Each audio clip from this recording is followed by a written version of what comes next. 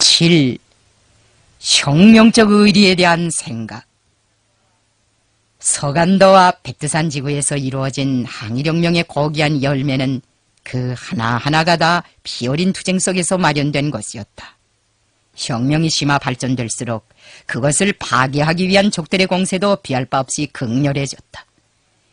중일전쟁을 도발한 일제는 그 중하에 짓눌려 허우적거리면서도 현대군사과학이 쌓아올린 모든 최신 성과들과 수십 년에 걸치는 포갑정치와 영토 팽창을 통하여 연마한 파시스트적인 억압수단들을 모조리 동원하여 우리 혁명을 압살하기 위하여 발악하였다. 그러나 그 어떤 계략이나 권모술수도 우리의 전진운동을 멈춰 세우지는 못하였다. 원수들이 힘으로 혁명을 압살하려고 할 때마다 우리는 영활한 전법과 묘술의 힘, 동지적 단결과 혁명적 의리의 힘으로 적들을 다승하였다. 그리고 적들이 포갑에 미쳐 날뛸수록 인민들과의 요대를 더욱 강화하였고, 우리 내부를 사상적으로 와해하려고 할수록 대오의 사상의지적 통일과 도덕의리적 단합을 더욱 굳건히 하였다. 의리는 인간 본연의 도덕적 관념이다. 낡은 사회에서도 참된 사람들은 의리를 중시하였고 그것을 인간의 기초적인 표징으로 내세웠다. 그러나 정례의 낡은 사회의 도덕규범에는 어느 일방이 타방을 구속하고 타방은 그 일방에 무조건 복종해야 하는 불평등이 설교되고 있으며 인간의 자주성과 창조성을 억제하는 제동기가 장치되어 있었다. 낡은 사회의 도덕규범은 애민이라든가 위민과 같은 진보적인 요구를 제기하지 못하였다. 우리는 혁명투쟁을 하는 과정에 낡은 사회에서 물려받은 이러저러한 봉건적인 인간관계와 도덕규범을 타파하고 새로운 공산주의적 인간관계와 도덕규범을 창조하였으며 그것을 후대들에게 하나의 제부로 물려주었다. 항일 유격대에서 상하관계, 동지관계, 군민관계를 지배한 것은 사랑과 믿음에 기초한 공산주의적 의리였다. 이 세상에는 수천 수만 가지의 법이 있다. 하지만 천갈래 만갈래로 엮어지는 인간의 무한대한 실천활동을 법 하나만으로 통제하고 조정할 수 있다고 생각한다면 그것은 오산이다. 법은 이 세상을 움직이는 만능의 무기가 아니다. 사람의 사고나 행동 가운데는 법으로 다스릴 수 없는 그런 분야도 있다. 사랑이나 우정을 법으로 다스릴 수 있겠는가? 만일 법기관이 법령을 발표하여 오늘부터 너는 누구를 사랑하고 너는 누구를 친구로 삼으며 너는 누구를 아내로 맞아들이라고 강요한다면 이 세상 사람들이 그런 법을 어떻게 받아들이겠는가? 법의 힘만으로는 세상 만사를 다 총찰할 수 없다. 법이 못하는 일을 법을 대신해서 해내는 것이 바로 의리와 도덕이다. 우리는 동지를 얻는 것으로부터 혁명을 시작하였고 동지적 의리와 단합을 강화하고 인민들 속에 깊이 침투하여 그들과의 혈연적 연계를 강화하는 방법으로 혁명을 부단히 심화시키었다. 지금도 그렇지만 지난날에도 동지에는 우리 혁명의 승패를 좌우하는 중요한 생명선이었다. 조선 공산주의자들이 걸어온 수십 성상의 영광스러운 투쟁 노정은 동지애와 동지적 의리의 발전 역사라고도 말할 수 있다. 우리의 대오는 지부나 투기를 위해 모인 오합지졸이 아니라 저국의 자유와 독립이라는 하나의 지향과 목적을 가지고 뭉쳐진 혁명가들의 집단이었다. 사상과 이념의 공통성은 우리로 하여금 처음부터 생사를 같이 하게 하였다. 그런 것만큼 우리의 대오에는 동상이몽하거나 양봉우미하는 사람들이 있을 자리가 없었다. 동지애와 동지적 의리를 중시하는 것은 집단주의를 생명으로 하는 우리 대오의 존재 방식인 동시에 본성적 요구이기도 하였다. 항일 유격대원들은 한 자루의 청, 한 포대의 쌀, 한 걸레의 신발을 구하기 위해서도 힘을 합치고 지혜를 모았다. 그 과정에 그들은 억천만 번 죽더라도 원수를 치자는 혁명적 신념과 함께 살아도 같이 살고 죽어도 같이 죽자는 가장 고상한 공산주의적 윤리를 창조하였으며 단결이 곧 승리라는 하나의 진리를 도출하게 되었다. 항일혁명은 인류가 아직 한 번도 체험해보지 못한 전인미답의 혁명이었다. 그것은 간거성과 지열성에서 그 어느 시대의 혁명과도 대비할 수 없는 풍파사나운 혁명이었다. 우리가 걸어온 그 장구하고도 곡절 많은 노정에는 여러 대를 두고 내려가면서 살아도 다 겪을 수 없는 온갖 곤란이 다 포함되어 있었다. 항일 유격대원들은 난관이 겹싸이고 시련이 중첩될수록 동지적 단결의 구호를 높이 들었다. 그리고 동지애의 힘으로 그 모든 난관과 시련을 뚫고 나갔다. 우리는 우리를 고립 압살하려는 적들의 전략에 혁명적 의리와 단결의 전략으로 맞서 나갔다. 항일혁명 시절의 의리 가운데서 특출한 자리를 차지하는 것은 영도자와 대중 사이의 의리이다. 우리는 조선혁명에서 통일단결의 중심이 형성된 때로부터 오늘에 이르기까지 시정일관 영도자와 대중과의 관계를 강화하는 데 각별한 관심을 돌렸으며 영도자와 대중의 혼연일체와 도덕의리적 결합을 위해 최선의 노력을 다하였다. 우리가 강조하는 영도자와 대중의 관계는 옛사람들이 쓰던 군신유의류의 의리와는 다르다. 군신유의란 임금과 신하 사이에 의리가 있어야 한다는 뜻이다. 조선 공산주의자들에게 있어서 영도자와 대중의 호상관계는 한마디로 일심일체라고 표현할 수 있다. 영도자는 대중을 위해 복무하고 대중은 영도자를 위해 충성을 다하는 것이 바로 영도자와 대중 사이에 흐르는 우리식의 공산주의적 의리이다. 새 세대의 청년 공산주의자들은 우리를 통일단결의 중심에 내세우고 영도자와 전사들이 일심동체가 되어 민족의 운명 개척을 위해 투신하는 새로운 역사를 창조하였다. 새 세대 청년 공산주의자들과 항일혁명 투사들이 지니고 있던 공산주의적 의리 가운데서 핵을 이룬 것이 바로 자기 지도자, 자기 사령관에 대한 충실성이었다고 말할 수 있다. 새 세대의 공산주의자들은 파쟁이라는 것도 몰랐고 권력 다툼이라는 것도 몰랐다. 일단 영도의 중심을 내세운 다음에는 견눈을 팔지 않았다. 그리고 영도자에게 운명을 전적으로 의탁하였다. 여기에 바로 그들이 지니고 있던 공산주의적 의리의 순결성이 있다. 김혁, 차광수 등 새세대 청년 공산주의자들을 비롯하여 인간의 상상을 초월하는 간관 항일혁명 전쟁 시기 우리와 함께 전장에서 싸운 수많은 항일 유격대원들은 하나같이 순결한 의리의 소유자, 거상하고 아름다운 도덕의 창조자들이었다. 항일혁명 투사들이 의리를 두고 논할 때면 기밀의 얼굴을 먼저 돌이켜보게 된다. 기밀은 50년 가까운 세월을 폭풍우 속에서 보낸 사람이다. 그는 나와 함께 항일전쟁도 하였고 세조국 건설도 하였으며 반미전쟁도 하였고 사회주의 건설도 하였다. 항일혁명 시절의 기밀은 사업 경험이 풍부한 노숙한 정치 일꾼으로 우리들에게 알려져 있었다. 그는 안도와 화룡지방을 중심으로 간도 일대에서 지하당 사업과 반일부대 공작을 많이 하였다. 그 과정에 수많은 혁명가들을 육성하였다. 기밀은 백두산 시절에 두의선, 선장상, 전영림 등의 두령들이 지휘하는 반일부대들을 차례로 돌아다니며 공작하였는데 성과가 매우 좋았다. 그가 얼마나 공작을 잘하였던지 안도의 전영림은 부대를 데리고 인민혁명군에 편입하여 우리와 함께 싸울 결심까지 하였다. 기밀은 처음에 전영림 부대를 무성으로 안내하였다. 우리 부대가 그쪽에 진출했다는 소식을 들었기 때문이었다. 그런데 공교롭게도 그가 부대를 이끌고 무성지구에 나타났을 때 우리는 만강을 떠나 장백지방에 가 있었다. 이렇게 되자 반일부대 대원들은 기밀이 자기네를 속였다고 하면서 동요하기 시작하였다. 그런데다가 식량난까지 겹쳐 기밀은 참으로 딱한 처지에 빠지게 되었다.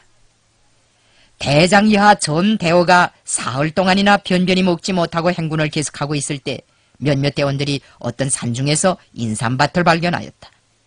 아사지경에 이른 대원들은 대장의 눈치를 보지도 않고 무질서하게 달려들어 인삼을 캐먹기 시작하였다. 인민혁명군의 지휘성원인 기밀로서는 실로 상상도 할 수 없는 일이었다. 그는 주인의 허락도 받지 않고 제멋대로 인삼을 캐먹는 것은 인민의利益을 침해하는 떳떳지 못한 행위라고 하면서 두 팔을 벌리고 대원들을 막아나섰다. 리성을 잃은 반일부대의 대원들은 전영림을 찾아가 박덕산, 기밀의 본명. 박덕산은 정체를 알 수 없는 사람이다. 그는 처음에 김일성 부대가 무성에 있다고 했다. 그런데 무성에는 김일성 부대가 없다. 이런 엄청난 거짓말에 속아 넘어가면서 우리가 박덕산을 계속 따라갈 필요가 있는가? 그가 지금은 김장군 부대가 장백으로 나갔다고 하는데 그것도 믿을 수 없다. 박덕산은 우리가 인삼을 캐먹는 것까지도 방해하고 있다. 이것이야 우리를 굶겨 죽이려는 수작이 아니고 무엇인가? 저 박가를 그대로 따라다니다가는 우리가 무슨 봉변을 당할지 모른다. 그러니 저놈을 제끼고 안도로 다시 돌아가자고 하였다. 기밀은 반일부대 사병들이 자기를 죽일 수도 있다는 것을 각오하고 있었지만 그것을 조금 더 두려워하지 않았다. 오히려 그는 좋다. 당신들이 나를 죽이겠거든 죽이라. 그 대신 청이 하나 있다.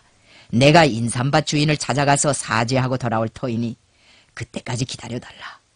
그 대신 인삼은 더 축내지 말아달라.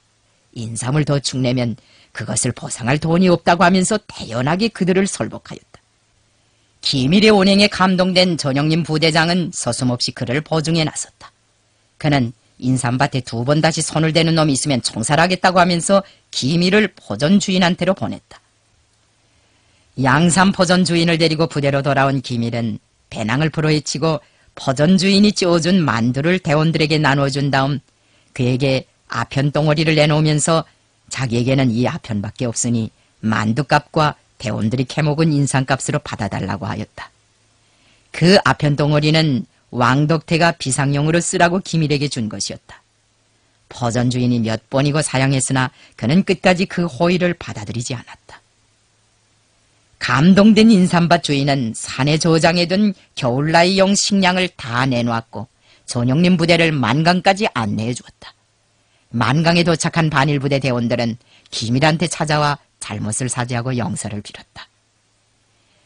나는 반일부대를 데리고 백두산 지구에 온 기밀을 홍두산 미령에서 만나주고 전영림 부대를 우리 주력부대에 편입시켰다. 기밀은 답답하다고 할 정도로 과묵한 사람이었다. 첫날 미령에서 담화를 할 때 혁명에는 언제 참가했고 어떤 투쟁을 했는가고 물어보니 혁명에는 1930년대 초부터 참가했는데 별로 해놓은 일이 없다는 외마디 대답만 하였다. 아무리 물어보아야 매양 같은 대답이었다. 첫대면이지만 지나치게 과묵하고 사교성이 없는 사람이라는 생각이 들었다. 이것은 그의 장점이기도 하고 흠이기도 하였다. 기밀의 성격에서 좋은 점은 가식이 없고 고지식한 것이었으며 어떤 풍파가 있어도 드놀지 않고 한본세로 충실하게 일하는 것이었다. 그는 한평생 조건타발이라는 것을 몰랐다. 그저 시정일관 입을 꾹 다물고 수곡수곡 일만 하였다. 기밀은 우리의 명령 지시에 대한 집행을 상급 앞에 지닌 하급의 의무로만 간주한 것이 아니라 영도자에 대한 전사의 의리로 여기는 진짜배기 혁명가였다. 그는 무슨 일이건 의리감으로 집행했기 때문에 임무수행에서 큰 파동이 없었다. 마당고우미령에서 기밀을 8년대 1중대 정치지도원으로 임명하던 때의 일이 지금도 잊혀지지 않는다. 8년대 1중대 정치지도원의 임무가 간단한 것이 아니었다. 연대장 전영림은 전해의 휘남현성 전투에서 희생되고 연대 정치위원마저 적임자가 없어 배치하지 못한 형편에서 1중대 정치지도원은 임시로 연대 정치위원의 임무까지 겸임해야 하였다. 중대장도 사업에는 충실한 사람이었는데 수준이 어리었다. 나는 이런 실정을 그대로 다 이야기하고 나서 덕무가 어떤 위치에서 일하게 되는가를 알만한가고 물었다. 기밀은 심중히 생각하던 끝에 알았습니다 하는 외마디 대답을 하고는 입을 꾹 다물어 버렸다. 그가 과부를 받을 때의 태도를 보면 언제나 한본세였다. 무거운 일이건 가벼운 일이건 매양 알았습니다 하는 한마디의 말로 받아들였다. 그리고는 구구한 말을 하지 않았다. 기밀의 사업을 도와주려고 다음날 일중대로 찾아갔더니 그는 없고 중대장만 있었다. 중대장의 말이 기밀은 새 직무에 배치되기 바쁘게 1소대가 주둔하고 있는 무성현 북강둔으로 떠났다고 하였다. 내가 그 전날 기밀을 중대 정치지도원으로 임명할 때 무성에 나가 있는 1소대의 소식이 없다는 것을 지나가는 말처럼 얼핏 비치었는데 그 말을 깊이 새겨두었다가 북강둔에 가서 1소대의 실태를 알아볼 결심을 한 것 같았다. 기밀은 다음날 새벽 숱한 식량과 무기를 가지고 중대로 돌아왔다. 그가 돌아왔다는 말을 듣고 나는 귀를 의심하지 않을 수 없었다. 마당거위에서 북강둔까지는 백리길이 잘 된다. 기밀이 중대로 돌아온 것이 분명하다면 그는 하룻낮 하룻밤 사이에 왕복 200리길도 훨씬 넘는 강행군을 한 것으로 된다. 기밀은 배낭을 벗지도 못한 채 나를 찾아와 1소대 동무들이 모두 무사하며 일도 잘한다는 것. 1소대와의 연계가 두절된 것은 연락 임무를 받고 떠난 1소대 대원이 중도에서 길을 헛갈린 탓이라는 것. 북강둔에 갔다가 지고온 식량과 무기는 일선의 동무들이 적을 치고 노획한 것과 인민들이 지원한 것을 합친 것이라는 것. 그 지방 청년들이 참군을 하도 간청함으로 사령부의 승인도 없이 데리고 왔다는 것을 간단히 보고하였다. 나는 기밀을 숙소로 돌려보낸 다음 그가 데리고 온 참군 요청자들과 담화를 하였는데 그 과정에 기밀이 직접 일소대를 데리고 금룡툰의 적 경찰서와 악질 지준의 집을 습격하여 많은 무기와 식량을 노획했다는 사실을 알게 되었다. 기밀은 두 가지 타산 밑에 적의 소굴을 습격하였다. 첫째로는 지주와 경찰들을 숙청하여 인민들의 원한을 풀어주자는 것이었고, 둘째로는 내가 제일 걱정하는 식량 문제를 해결하자는 것이었다. 그 당시 우리는 식량 부족 때문에 많은 곤란을 겪고 있었다. 수백 명이 한 미령에 모여 몇 달 동안 군정학습을 하였는데 후방부 성원들이 마련한 식량만으로는 어림도 없었다. 싸움을 하지 않고서는 한 포대의 쌀도 구할 수 없는 때였다. 그런데 기밀이 뜻밖에도 많은 양의 쌀을 해결해오는 바람에 전 부대가 그 독을 입게 되었다. 나로서는 얼마나 고마운 생각이 드는지 몰랐다. 그 후 금룡툰 인민들은 혁명군의 신세를 갚는다고 하면서 마당고 미령에 4~5차례나 지원 물자를 지고 왔다. 부대의 식량이 떨어지면 노상 기밀이 맨선참으로 자진해서 대원들을 데리고 식량 공작을 떠나곤 하였다. 그는 적구에 가서 지하 공작을 하고 돌아올 때마다 자루에 쌀을 넣어가지고 오곤 하였다. 자기는 굶거나 통각냉이를 먹으면서도 우리에게만은 늘 쌀밥을 지어주려고 여간만 애를 쓰지 않았다. 기밀의 배낭이 다른 사람들의 배낭보다 곱절로 더 크고 무거웠던 것은 그가 그 배낭 속에 예비 식량 주머니를 늘 넣어가지고 다녔기 때문이었다. 기밀은 어떤 경우에나 자기 자신을 먼저 생각한 것이 아니라 동지들을 먼저 생각하고 이웃을 먼저 생각하고 당과 혁명의 리익을 먼저 생각하였다. 그는 오랜 기간 당과 국가의 높은 직급에서 활동하였지만 자기에게 특전, 특혜, 특대가 차려지는 것을 바라지 않았다. 아랫사람들이 자기를 특대하려고 하면 그것을 조금도 허용하지 않았다. 기밀은 해방 후에도 항일혁명 시절처럼 우리를 잘 도와주고 받들어 주었다. 그는 내가 바라고 요구하는 것이라면 진일 마른 일을 가리지 않았다. 당사업이면 당사업, 군건설이면 군건설, 경제지도면 경제지도, 처소와 분야를 가리지 않고 복잡한 국사에 묵묵히 몸을 적시었다. 어느 해였던지 기밀은 당중앙위원회 정치위원회에서 자기를 청천강 화력발전소 건설장에 전권대표로 파견해 줄 것을 요구한 일이 있다. 청천강 화력발전소는 그 당시 국가적 투자와 이목이 집중되던 중요한 건설 대상이었다. 그런 것만큼 나도 마음속으로 공사지휘를 담당할 만한 인물을 은근히 물색하고 있던 중이었다. 하지만 나는 그의 제기를 받고 심사숙고하지 않을 수 없었다. 그의 건강 상태가 대단히 나빴기 때문이었다. 그가 이전처럼 몸을 돌보지 않고 일하는 날엔 무슨 화단이 벌어질지 알 수 없었다. 기밀이 어찌나 집요하게 자기 요구를 되풀이하였던지 나는 그 요구를 들어주지 않을 수 없었다. 그 대신 공사장에 가면 고문격으로 훈수나하는 정도로 일하되 절대로 무리해서는 안 된다는 조건부를 내놓았다. 기밀은 공사장에 가자마자 가설 건물에 사무실을 차려놓고 7, 8층짜리의 아파트 높이만한 계단을 하루에도 수십 차례씩 오르내리면서 건설을 부리번쩍나게 추진시키었다. 그는 섣달 금음날까지 공사장에 있으면서 불철주야로 일하다가 1호 보일러에 불을 지피는 것까지 보고서야 평양으로 돌아와 나에게 그동안의 사업 정령을 보고하였다. 기밀은 바로 이런 사람이었다. 그가 임종 사흘 전까지 집무실에서 일을 했고 소속 세포에서 당생활 총괄을 하였으며 당중앙연회의 책임 일꾼을 찾아 김정일 동무를 잘 모셔달라는 부탁을 하였다는 것은 온 나라가 다 아는 유명한 이야기다. 기밀이 한평생 우리를 중심으로 따르고 받들어 온 것처럼 나도 한평생 그를 친혈육처럼 아끼고 사랑해 주었다. 산에서 유격전쟁을 할 때 고생을 많이 해서 그런지 기밀은 그 장대한 채통에도 불구하고 병마에 종종 시달렸다. 한때 의사들은 그에게 위암이라는 어마어마한 진단까지 내렸다. 그 보고를 받고 나는 그날 너무도 상심한 나머지 평안남도 온천지방으로 계획에도 없는 현지 지도의 길을 떠났다. 평양에 그대로 있자니 일선이 제대로 잡히지 않는 데다가 밥도 먹고 싶지 않고 마음마저 진정할 길이 없었다. 기밀마저 세상을 떠나간다면 내 옆에는 나의 말동무가 될 만한 사람도 얼마 남지 않게 되는 것이었다. 그런데 한두 명도 아니고 여러 명의 의사들이 모두 기밀을 죽을 병에 걸렸다고 한다니 참으로 답답한 일이었다. 암이 아니라고 주장하는 의사는 한 사람밖에 없었는데 다수가 결에 버릇된 나였지만 그날만은 웬일인지 그 의사의 진단에 굳이 매달리고 싶은 심정이었다.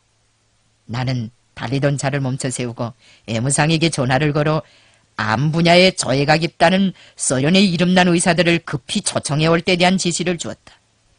외무상이 친 전보를 받고 소련 당국에서는 우리가 요구한 의사들을 지체 없이 보내주었다. 소련 의사들은 기밀을 진찰하고 나서 암이 아닌 것 같다는 결론을 내리었다. 그들이 기밀을 데리고 소련에 들어가서 다른 명의에게도 보였지만 그 의사 역시 암이 아니라는 진단을 내렸다. 그때 만일 암이라는 최초의 진단 결과만을 믿고 기밀의 위를 잘라버리기라도 했다면 그는 오래 살지 못하고 인차 잘못되었을 것이다. 기밀이 병에 걸렸다는 말을 들을 때마다 나는 그를 만나 덕무는 우리를 위해 없어서는 안 될 사람이다. 이제는 나와 함께 항일혁명을 하던 노투사들이 얼마 남지 않았는데 덕무가 없으면 내가 허전해서 어떻게 견디겠는가. 너무 무리하지 말고 몸을 돌보면서 일하라고 당부하곤 하였다.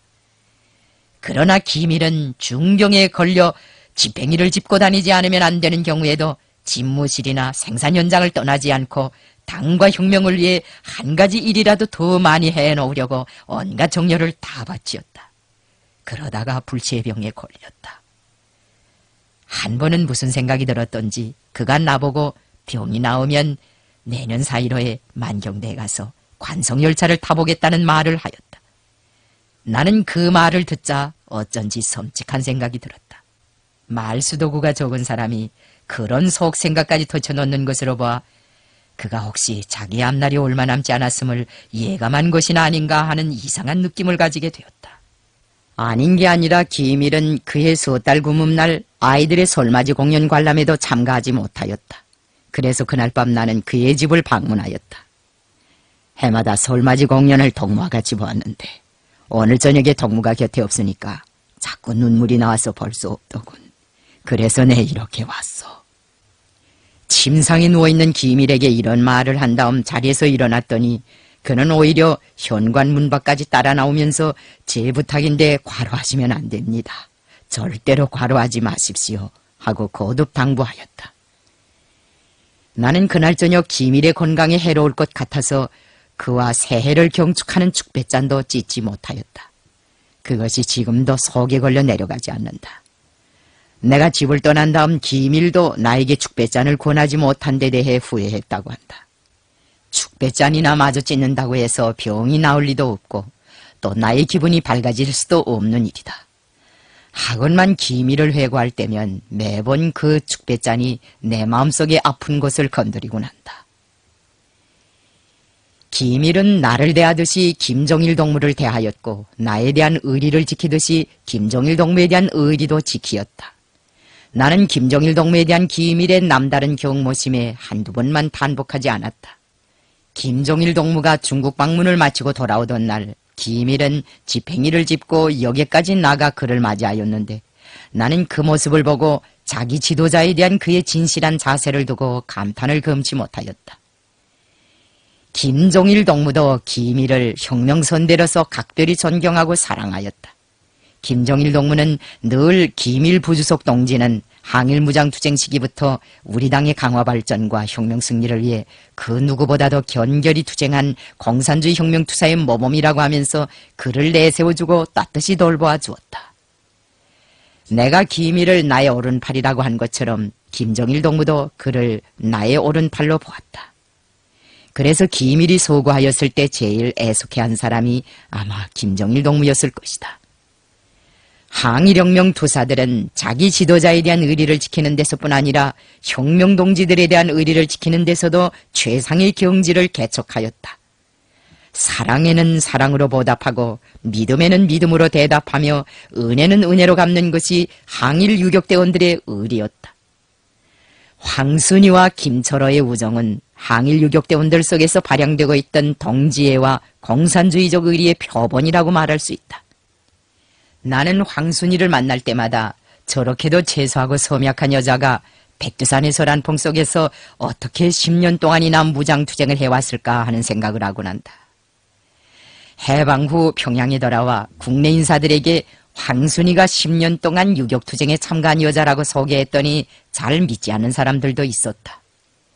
조선인민혁명군 부대들에는 황순이만큼 최소한 여대원이 많지 않았다. 그렇지만 그는 혁명을 해도 차들처럼 옹골차고 담차게 하였다. 재통이 크다고 해서 반드시 혁명을 잘하는 것도 아니고 의리를 잘 지키는 것도 아니다. 림수사는 황순이보다 몸집이 2곱이나 더 큰 거구의 사나이였지만 곤란을 이겨내지 못하고 변절하였으며 동지들에 대한 의리도 저버리었다. 그와 대조적으로 황순이는 조국이 해방되는 날까지 한시도 혁명을 중단하지 않았다. 의리와 신념이 강하면 여염집 아낙네들도 혁명을 하며 김금순과 같은 꼬마들도 절개를 지켜 단도대에 오른다. 황순이가 그처럼 채소한 몸으로 끝까지 혁명을 할 수 있은 것은 신념이 강하고 의리가 강했기 때문이었다. 내가 군복을 입은 황순이의 모습을 처음으로 본 것은 미혼진 미령에서였다. 여대원들의 병실은 이전날 산림부대 사병들이 사용하던 병실자리였다. 그 중국식 병실의 강이 대단히 높았다. 강에 앉아서 내려다보니 낯설은 작달막한 처녀가 복도에 서서 나를 빤히 쳐다보며 무슨 말을 할 듯 말 듯 머뭇거리고 있었다. 그가 바로 한 주일 동안이나 강대를 써서 입대 승인을 받아내고 부대 뒷공무니에 붙어 미혼진까지 따라온 황순이었다. 솔직히 말하여 나는 그때 그를 아동단원으로 보았다. 그런데 나를 놀라게 한 것은 그가 자기를 유격대원이라고 소개한 것이었다. 키도 작은데 어째서 벌써 유격대에 들어왔나? 내가 이런 질문을 하자 황순이는 일제에게 학살당한 아버지와 전장에서 희생된 언니의 원수를 갚으려고 유격대에 입대했다고 대답하였다. 그의 오빠 황태운도 최현부대 중대장을 하다가 한총구 전투에서 전사하였다. 입대 초기에 황순이는 부대의 지임이 되었다. 하지만 그는 미국의 무사람들의 총애를 받는 혁명군의 꽃으로 되었다. 그가 매사에 이약하고 경우가 밝고 원칙성이 강하면서도 인정미가 있고 의리가 강했기 때문이었다. 김철호는 생전에 황순이의 희생적인 노력으로 사경에서 구원되던 1940년 봄의 일화를 자주 회상하였다. 어느 날 황순이는 최현 연대장한테서 후방미령에 들어가 부상병들과 노약자들을 얼마 동안 보살펴줄 임무를 받고 일행과 함께 푸르호 방향으로 떠났다. 일행의 태반은 부상병들이었다. 제일 큰 난사는 임신 중에 있던 김철호가 노상에서 해산을 한 것이었다. 그런데 그에게는 새 생명을 받을 만한 아무런 준비도 없었다. 기저귀는커녕 어린애를 감싸줄 한 조각의 전도 없었다. 황순이는 자기의 속옷을 벗어 갓난아이를 감싸주었다. 해산 후 토벌대가 총질을 하며 그들한테로 조여들었다.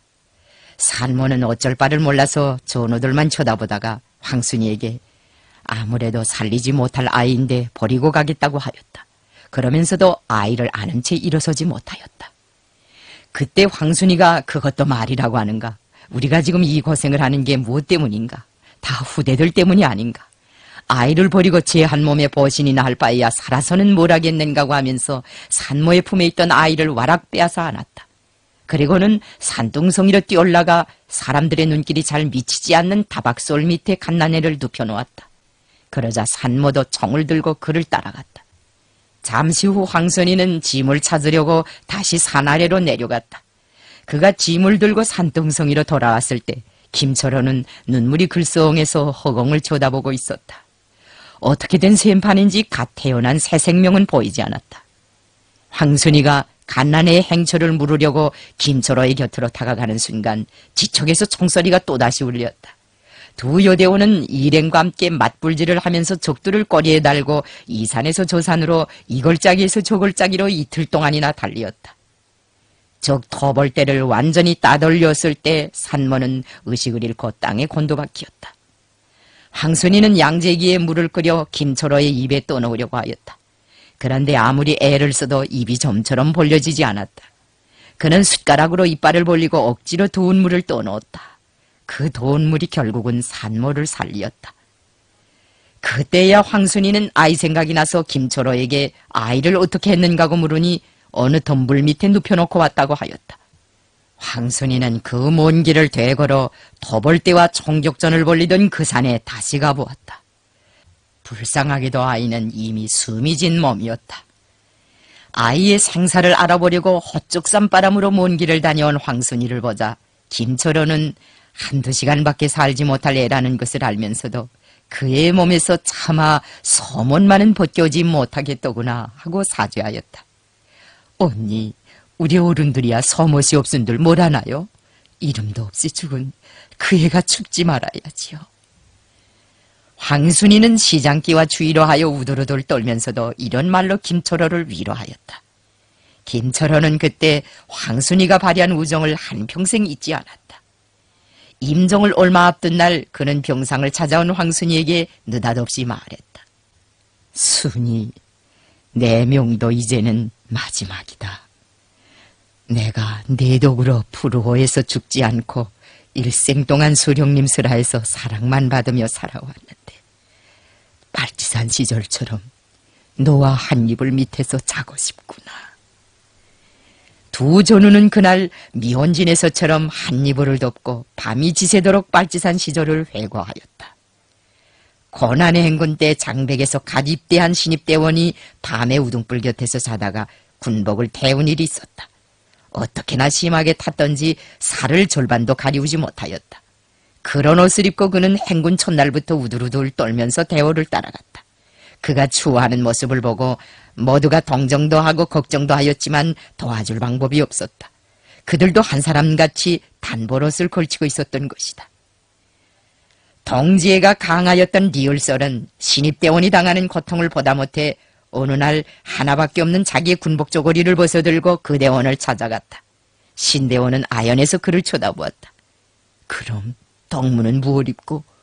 나야 유격대 생활에 익숙되었으니 웬만한 주의야 건드리지 못하지. 아니요, 제 잘못으로 옷을 태웠는데 내 무슨 면목으로 덕무의 옷을 입겠소? 신입대원은 점처럼 동료의 허위를 받아들이려 하지 않았다.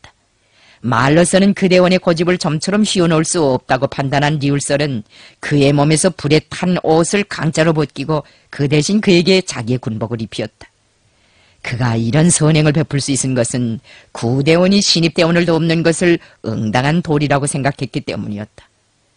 전우들은 모두 리울설이 그 겨울을 견뎌내기 힘들 것이라고 판단하였다. 그가 경리중대에서 나이도 어리고 체질도 약한 사람이었기 때문이다. 만주지방에서 한두 해만이라도 살아본 사람들은 그 거장 주의가 얼마나 지독한가를 잘 알 것이다. 추운 날에는 머리카락에 송해가 끼기 일쑤이다. 송해가 낀 머리카락들은 손가락으로 슬쩍 건드려만 놔도 고드름처럼 쉽게 부서져 나간다. 이런 강추위 속에서 불에 타서 구멍이 숭숭 난 여름옷을 대충 기어 입고 여러 날 행군을 한다는 것은 기적에 가까운 일이다. 그러나 리울설은 춥다는 말을 한 번도 하지 않았다. 그는 행군을 할 때마다 앞장에서 생눈을 헤치었다. 수경지에서는 언제나 그가 손참으로 나무를 해오고 천막을 쳤다. 그는 기관청반의 이 일을 다하고 전우들이 우등불가에 둘러앉은 다음에야 불에 자기의 신발을 말리오곤 하였다. 리울설의 강인성과 동지적 의리는 타고난 것이 아니었다. 그는 생활 속에서 민족이 당하는 순환과 고통을 체험하는 과정을 통하여 착취받고 압박받는 인간들에 대한 동정심을 가지게 되었고 인민을 사랑하고 동지들을 사랑하고 이웃을 사랑하는 법을 배우게 되었다. 리을설은 남태자 회의 후부터는 경희중대 기관청반에 배속되어 기관청 부사수로 있었다. 그날부터 그는 사령부를 보위하는 사업에 모든 것을 바치었다. 그는 한평생 손에 총을 잡고 굳은 날이나 마른 날이나 변함없는 자세로 나를 호위해온 경희대원이었다. 나는 북대정자회의에서 고난의 행군을 총할 때 리울설을 동지애의 모범으로 내세우고 그의 품성과 동지적 의리를 평가하였다. 철혈 편집 집단도 창간호를 내면서 그의 모범을 찬양하였다. 조선인민혁명군이 왜 강했는가? 이런 질문을 받을 때마다 나는 의리로 뭉쳐진 집단이었기 때문이라는 대답을 하고 난다. 우리의 단결이 도덕과 의리에 바탕을 두지 않고 순수 사상의지의 공통성만으로 이루어진 것이었다면 우리는 그처럼 강할 수 없었을 것이다. 정규군의 지원도 없고 국가적 후방도 없는 최악의 상태에서 일본 제국주의와 같은 강적을 상대로 하는 장기간의 혁명전쟁에서 우리가 승리자로 될 수 있은 것은 결코 병력이 많거나 무장이 우월해서가 아니었다. 수백만의 정규군을 가지고 있는 적에 비교볼 때 우리의 병력은 수적으로 매우 간소한 것이었다. 저가의 무장은 대비할 바도 못되었다. 오로지 충성과 의리로 결합된 사상의지적 단합이 있어 우리는 강적을 타승할 수 있었다. 나는 우리의 간부들과 당원들이 림춘추의 혁명에 대한 충실성과 의리를 본받을 필요가 있다고 생각한다. 림춘추는 당과 수령에 대한 의리를 높은 경지에서 구현한 투사였다. 내가 1930년 가을에 저양천에서 봉춘당 약방주인의 간판을 가지고 간도지구 당 및 공청비서처의 연락원으로 공작하던 림춘추와 첫 통성을 하였다는 것은 이미 앞에서 간단히 소개한 바가 있다. 그때로부터 그는 장장 60년 가까운 세월을 고스란히 혁명에 바치었다. 당의 영원한 동행자, 충실한 방저자, 훌륭한 조언자라는 명구는 김정일 동무가 인테리들에게 붙여준 칭호인데 림춘추와 같은 사람에게 잘 어울리는 말이다. 림춘추는 지식을 가지고 조선혁명에 큰 기여를 한 사람이었다. 그는 지식을 미천으로 하여 당 건설 활동도 하고 군의 활동도 하고 저술 활동도 하였다. 그의 생은 이러한 사업으로 일관되어 있다. 림춘추의 재능 가운데서 가장 큰 장기는 독학으로 섭취한 의술이었다. 그가 18살 때부터 면허증을 가진 의사로 영업을 벌이었다고 하면 아마 어떤 사람들은 잘 믿지 않을 수도 있을 것이다. 그러나 그것은 엄연한 사실이었다. 그는 의사라는 간판을 가지고 군중 계몽도 하고 연락 공작도 하고 혁명가 육성 사업도 하였다. 그가 팔도구 근방의 영수평 마을에 가 있을 때만 해도 숱한 사람들을 유격대에 추천하여 보냈다고 하니 그의 의술이 어떤 성격이 것이었는가를 짐작할 수 있으리라고 생각한다. 림춘추가 유격구로 들어오자 혁명조직에서는 그를 군의로 임명하였다. 그는 군의로 활동하는 기간 수많은 전상자들과 인민들의 병을 보아주었다. 14, 15살 때부터 농사를 지으면서 자습으로 연마한 의술이라는데 림상 성과가 대단히 좋았다. 그 의술의 덕을 한두 번 본 사람들은 다들 그를 명이라고 하였다. 림춘추를 명이라고 제일 요란하게 내세운 사람은 최춘국이었다. 최춘국이 중상을 당했을 때 그를 수술한 사람이 바로 림춘추였다.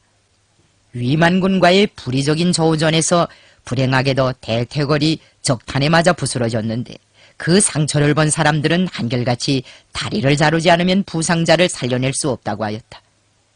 그러나 림춘추만은 생각을 달리하였다. 다리를 절단하게 되면 유격대 지휘관으로서의 역할도 끝장이려니와 인간으로서도 매우 불편한 몸이 된다는 것을 그는 너무나도 잘 알고 있었다.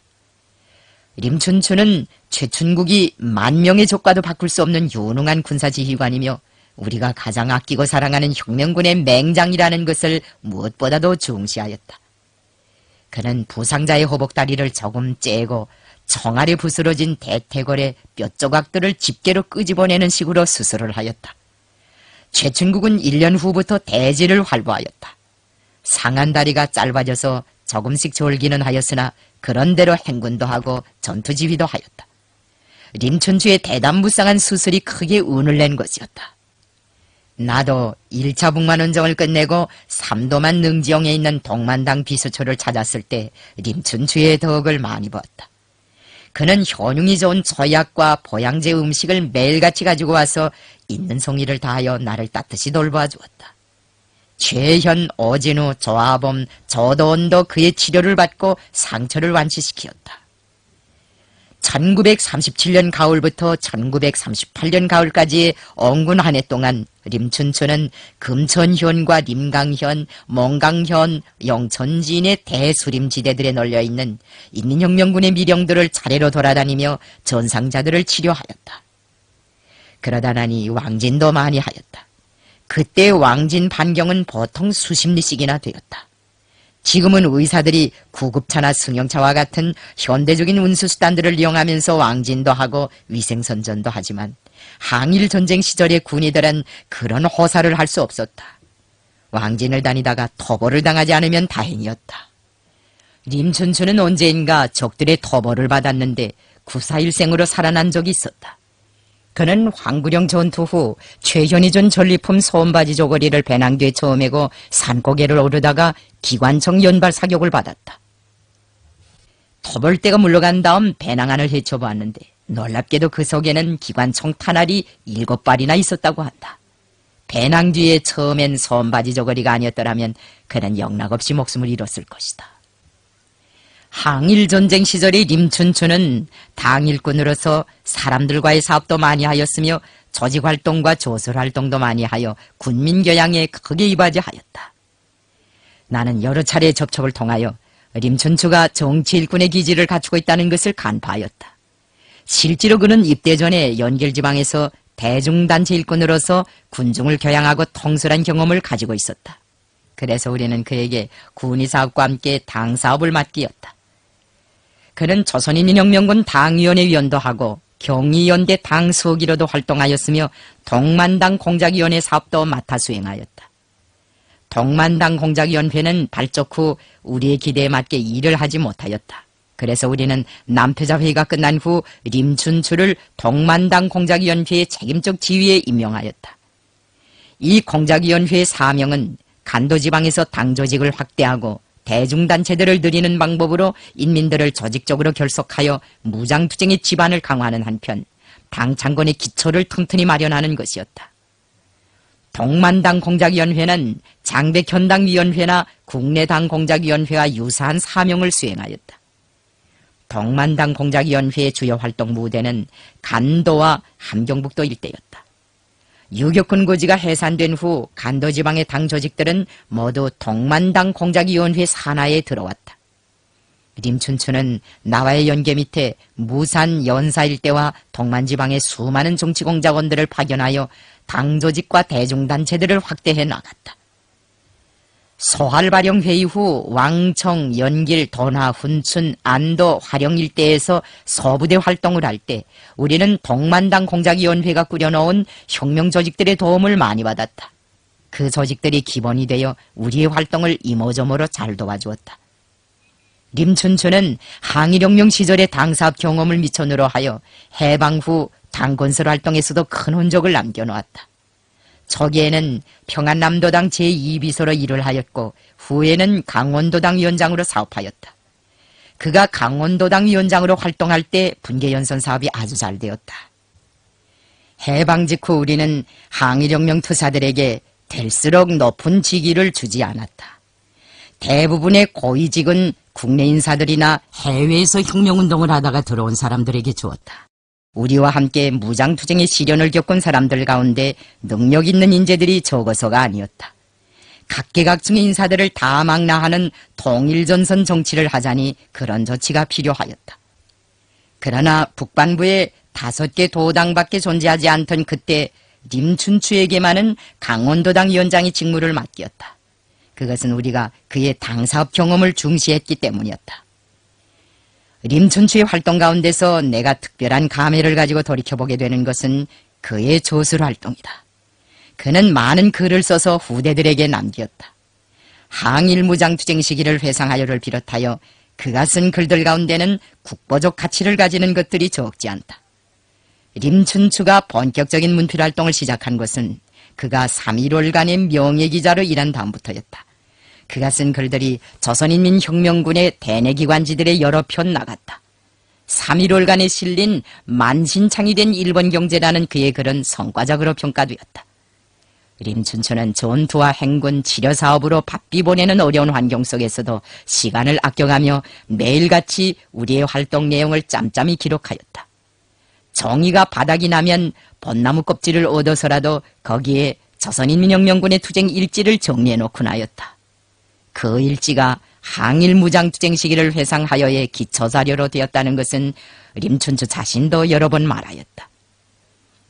위증민은 생전에 림춘추를 보고 조선인민혁명군의 활동 역사를 쓰라고 여러 번 권고하였다고 한다.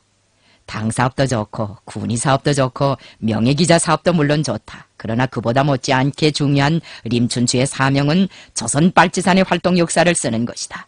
덕무는 이것을 명심해야 한다. 설사 다른 사람들이 결사전을 벌리다가 다 죽는 경우에도 덕무는 살아서 이 사명을 완수하여 자기 사령관의 업적과 자기 군대의 투쟁 역사를 후세에 꼭 전해야 한다고 역설하였다. 림춘추는 경의연대 당서기로 활동할 때 위중민의 곁에 오랫동안 가 있으면서 그의 사업도 도와주고 병치료도 해주었다. 그래서 위중민은 그와 같이 있는 것을 좋아하였으며 늘 곁에 있어줄 것을 요구하곤 하였다. 나와 위중민과의 연계를 보장하며 조선 사람들과 중국 사람들의 친선을 공고히 하고 두 나라 무장력의 공동전선을 강화하는 데서 그가 매우 중요한 작용을 하였다. 림춘추의 항일무장투쟁 시기를 회상하여를 내가 처음으로 받아본 것은 1950년대 말이었다. 그때만 해도 우리 사람들의 머릿속에는 사대주의의 잔재가 많이 남아있었다. 게다가 혁명전통 교양이 잘 되지 않아 인민들과 청소년들 속에 우리의 무장투쟁 역사가 거의 소개되지 않고 있었다. 적지 않은 간부들은 소련 공산당 약사에 대해서는 이스크라가 어떻고 부하린이 어떻다고 줄줄 외우면서도 남호도에서 무슨 회의가 있었는가고 물으면 시원한 대답을 하지 못하였다. 이런 때에 항일무장투쟁 시기를 회상하여가 출판되어 인민들에게 항일혁명에 대한 윤곽을 처음으로 그려주었다. 그때로부터 이 책은 항일혁명 역사를 연구하는 데서 없어서는 안 될 원전으로 되었다. 림춘추는 이 책을 내놓는 것으로 항일혁명에 참가한 모든 공산주의자들과 애국적 인민들 앞에 지닌 의리와 의무를 지키려고 하였다. 그는 자기 자신을 소개하거나 그 무슨 자신의 공로를 자랑하기 위해서 책을 쓴 것이 아니라 우리 인민의 만년대계 제부로 되는 혁명 전통을 후대들이 더 잘 계승하고 완성해 나가도록 하려는 거상한 목적을 가지고 책을 썼다. 림춘추는 김정숙, 김철주의 활동 내용을 중심으로 한 회상실기들을 비롯하여 우리 당의 혁명 전통과 관련된 많은 책들과 교양 자료들을 써냈다. 그리고 많은 자료들을 거증하고 체계화하여 우리 당 역사에 빛나는 위훈을 세웠다. 그는 청년공산주의자들을 원형으로 하는 청년전이라는 다부작 장편 소설까지 장작하였다. 우리 당은 지금 림춘추를 우리가 개척하고 승리로 이끌어온 항일전에 빛나는 혁명 역사에 대한 권위 있는 증견자, 힘 있는 보증자로 평가하고 있다. 나는 그 평가가 정확하고 정당한 것이라고 생각한다. 털어놓고 말해서 림춘추는 어려운 항일혁명을 하지 않고 의술만으로도 제 밥벌이를 얼마든지 할 수 있는 사람이었다. 하지만 그는 사선의 고비를 수십 수백 번이나 넘으면서도 혁명의 길에서 한 번도 물러서지 않았으며 자기 수령과 동지들 앞에 지닌 의리를 한 번도 저버리지 않았다. 림춘추는 영정 감옥에 갇혔을 때 자기가 죽어도 혁명은 승리한다고 생각하였으며 자기 개인은 죽는 한이 있더라도 혁명 조직과 동지들은 어떻게 해서든지 보호해야 한다는 관점을 가지고 야수적인 고문을 이겨냈다. 그런데 혁명을 배반한 인간들은 자기가 죽으면 혁명도 의의가 없다고 생각하였으며 조직과 동지들이 피해를 입더라도 자기가 살아야겠다는 심보를 가지고 고문에 굴복하였다. 이것이 바로 진짜 혁명가와 가짜 혁명가들의 차이점이다. 나는 림춘추가 의리에 충실한 사람이라는 것을 해방 후 여러 가지 사실들을 통하여 더욱 깊이 알게 되었다. 그가 연변 조선족 자치주의의 성립 준비를 위해 중국 동북지방에 전권대표로 파견되어 갈 때 나는 그에게 동만에 가면 항일혁명 열사의 자녀들을 많이 찾아 저국으로 내보내달라고 부탁을 하였다.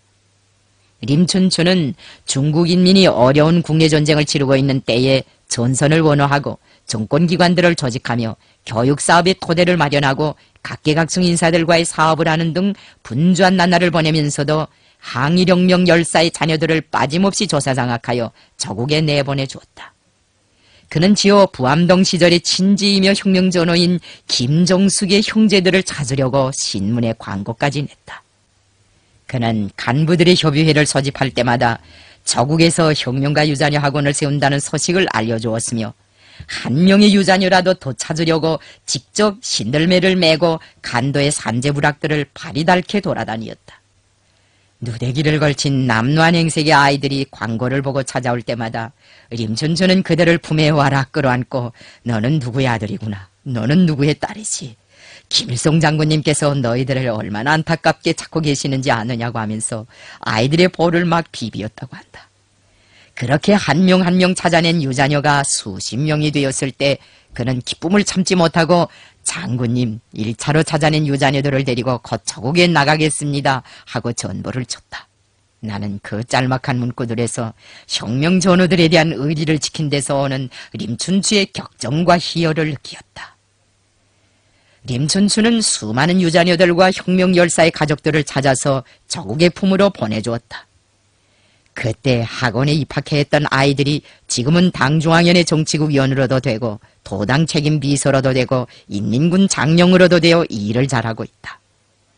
림춘추는 조국해방전쟁 시기 얼마 동안 지방에서 활동한 적이 있었는데 보건성에서 소집하는 회의에 참가하려고 평양으로 출장을 올 때마다 모란봉에 올라가 투사들의 묘소 옆 잔디밭에 백포를 펴고 잠을 자곤 하였다고 한다. 시내 여관에서는 아예 유숙할 잡돌이조차 하지 않았다. 당시의 모란봉에는 김책, 안길, 최춘국, 김종숙 등의 묘소가 있었다. 한제에서 그것도 전후 좌우에 전우들의 무덤이 있는 산등성이에서 한 장의 백포에 몸을 맡기는 그런 노숙이라 잠이 잘 올 리가 만무하였다. 하건만 림춘추는 평양에만 오면 무작정 모란봉에 올라가 전우들의 무덤 곁에 잠자리를 정하곤 하였다. 그리고는 그 자신이 훗날 말한 바와 같이 이 사람들아, 저국이 당신들을 가장 필요로 하고 있는 때에 당신들은 어찌하여 이곳에서 잠들고 있는가? 장군님께서 지금 조선의 운명을 두어깨에 걸머지고 얼마나 고군분투하시는지 아는가고 하면서 무덤 속의 전우들과 끝없는 대화를 나누었다는 것이다. 저국과 인민의 운명을 판가름하는 때여서 시민들 중에는 모란봉의 무성한 초목 속에서 투사들의 헌백이 고이 잠들고 있다는 사실을 명심하는 사람들이 그닥 많지 못하였다. 그리고 어떤 호우대큰 사나이가 이따금씩 그 헌백을 안고 자다가는 첫 아침에 조용히 모란봉에서 내려오고 난다는 것을 아는 사람도 없었다. 나는 그 사연을 듣고 림춘추야말로 의리가 있는 참사람이며 참투사라고 생각하였다. 이것이 바로 내가 말하고자 하는 항일유격대식 의리이다. 세상에는 인간의 의리와 사랑에 대한 미담들이 수없이 많다. 그러나 항일혁명 투사들이 창조한 것보다 더 숭고하고 진실하고 아름다운 의리를 나는 모른다. 림춘추는 항상 자기를 김정일 동무의 늙은 제자라고 하면서 그의 지도를 받기 위해 의식적으로 노력하였다. 김정일 동무 역시 림춘추를 진심으로 사랑하고 존경하였다. 그는 늘 림춘추 동지가 앉아 계시기만 해도 우리 당과 국가에는 귀중한 제보로 된다고 하면서 그를 극진히 아끼고 돌봐주었다. 림춘추에 대한 김정일 동무의 각별한 관심과 배려 속에는 노혁명가들에 대한 지도자의 고결한 의리가 반영되어 있다. 그것은 백두산에서 마련된 항일유격대식 의리이다. 하지만 모든 사람들이 다 혁명적 의리와 절개를 잘 지킨 것은 아니었다. 우리 대호에서도 부분적인 현상이기는 하지만 변절자나 낙오자가 생겼다. 입만 벌리면 혁명을 부르짖던 사람들이 절개를 벌였다는 소식을 들을 때마다 우리 대원들은 모두 상심하였다. 어젯날까지 인터내셔널의 노래를 부르고 혁명 승리를 운운하던 사람들이 돌변하여 적의 앞잡이로 굴러떨어질 때 병사 지휘관들이 느끼는 고통과 좌절감을 무슨 말이면 다 표현할 수 있겠는가. 그러나 변절자들이 한두 명 생겼다고 하여 10년 쌓은 성벽이 무너질 수는 없었다. 우리는 대호의 사상의지적 통일과 도덕의리적 단합을 강화하는 것으로 적의 백색 테러에 대답하였다. 우리가 이기는 길은 그것뿐이었다.